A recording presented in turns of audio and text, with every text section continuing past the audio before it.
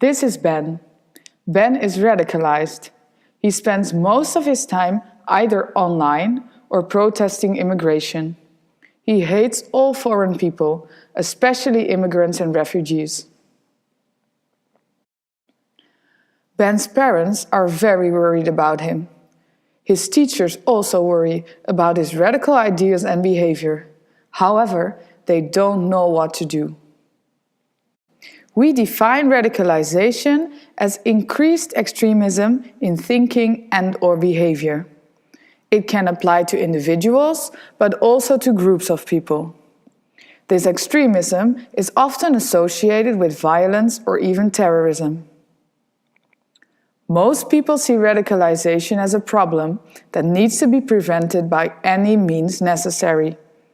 They basically think that radical youth are misguided and irrational. We call this perspective the security perspective. As seen from this perspective, radicalization is by definition something to be condemned. However, the development of ideas and worldviews is part of the normal developmental tasks of adolescence. Becoming radical might simply be an extreme version of normal development, and not by definition bad. In other words, becoming radical might not be as misguided as was previously stated. We call this perspective the pedagogical perspective. This so-called pedagogical perspective offers 3 reasons why adolescents may become radicalized. These reasons have to do with the developmental needs of adolescents. Reason 1: instrumentality. Many adolescents want changes in the political and social situation. They see injustice and want to do something. Radicalization offers this chance. By becoming a member of a radical group, adolescents feel like they can make a difference. Reason 2: the identity motive. Adolescents feel the need to belong and feel at home within a certain group. Their radical peer group offers this identity in 2 ways. First, adolescents know where they belong. Second, they know where they do not belong. A bond is created by having a common enemy. Reason 3: ideology. Adolescents need to develop their own values and find meaning, but they are often insecure about this. Radical groups offer very clear values and give meaning to the world. So, what could parents do? Research is still inconclusive, but here are some suggestions.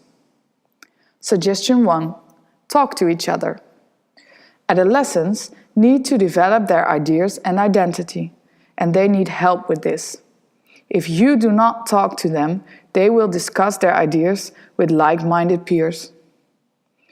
This is how ideas become more and more extreme. Even if you agree with their ideas to some extent, teach them the importance of nuance and open-mindedness. Suggestion 2: monitor your child. Do not ignore your child's behavior, but stay in touch.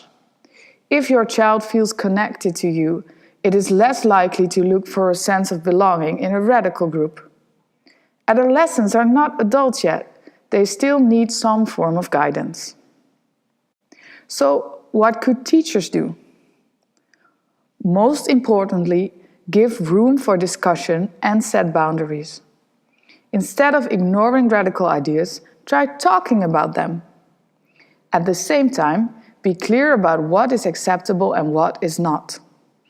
It is important to put radical ideas into perspective. Your students can even help each other with this. Remember that you would rather have them discuss radical ideas with each other in class than online without supervision and counterweight. In sum, to prevent the negative effects of radicalization, parents and teachers should help adolescents develop their ideologies and identities in a constructive way. Adolescents with extreme ideas, like Ben, need guidance, not rejection.